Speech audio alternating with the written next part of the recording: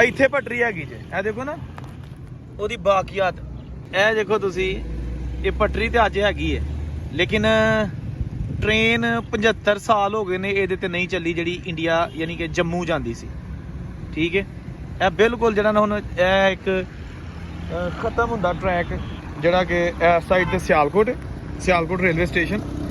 ठीक है जी, ते एदा ट्रैक दूसरा ट्रैक गायब हो गया इत्थे।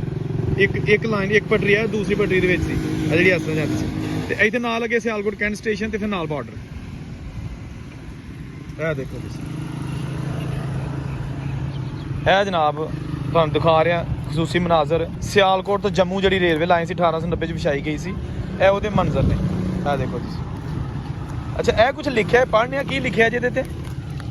ए लिखा जी डॉलेस स्टील 1905